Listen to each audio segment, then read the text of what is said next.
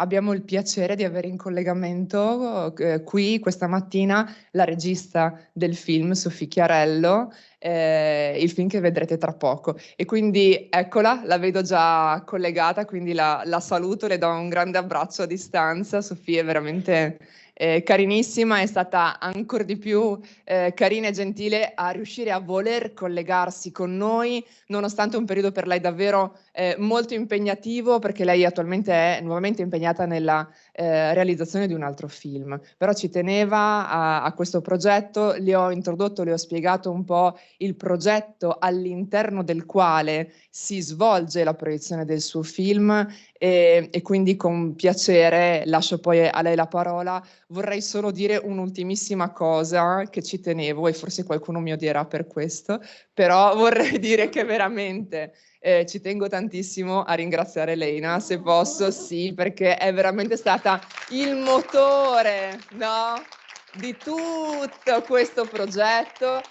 che come Cinema Zero troviamo veramente bellissimo, veramente piccolo, nel senso che siamo intanto partiti con questi 3 appuntamenti. Ma ci allargheremo perché veramente è una cosa secondo me preziosa e importante, perché riuscire a ricavare del tempo, no, per le famiglie, per i genitori ma anche per i bambini, gratuito tra l'altro, nel quale riuscire ad investire bene il proprio tempo, penso che sia una roba impagabile e non facile da trovare, no, in altre realtà, per cui benissimo quando si riescono a fare queste cose insieme, ma senza le persone che ci mettono veramente il tempo, la fatica e sappiamo. Quindi grazie Elena. Basta, ho detto già troppo, ma grazie. E quindi vorrei appunto lasciare la parola a Sofì, anche perché il tuo film, Sofì, è particolarmente, insomma, Cinema Zero ci tiene, ci ha tenuto tanto, ha sostenuto tanto questo film perché veramente l'abbiamo apprezzato moltissimo e quindi ci sembrava la cosa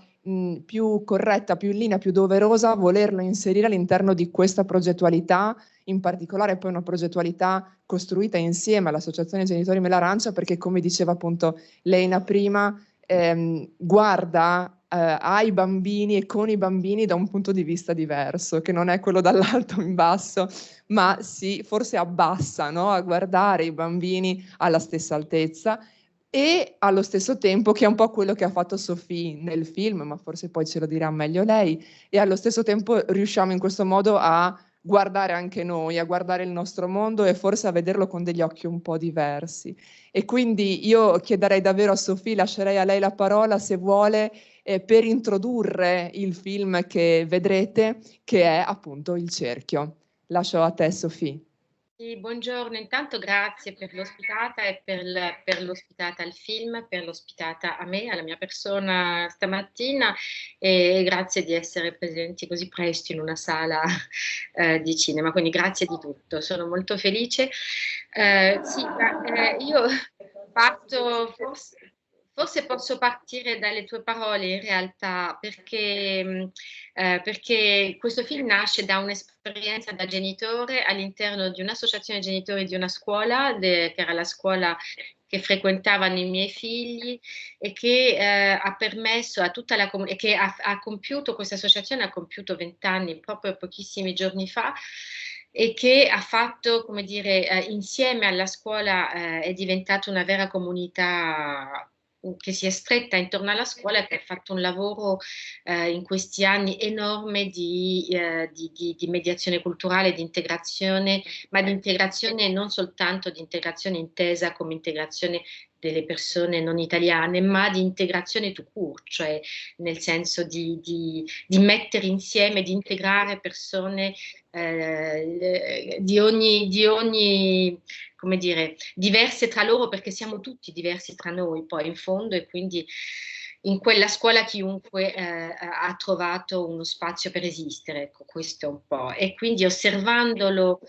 nel tentativo di raccontare quello che io chiamo, e non è un'espressione mia, l'ho rubata, ma è l'ho rubata a mia sorella che è sociologa, quindi che si chiama la micropolitica del quotidiano. Io notavo che appunto nel quotidiano, grazie all'impegno di volontari, di insegnanti, cioè grazie all'impegno poi in fondo e alla ricerca non tanto del raggiungimento di un'utopia, ma insomma cercare di essere un po' coerenti con quello che ognuno è, si è costruita un'esperienza di cui hanno beneficiato poi soprattutto i bambini. Quindi io cercavo di raccontare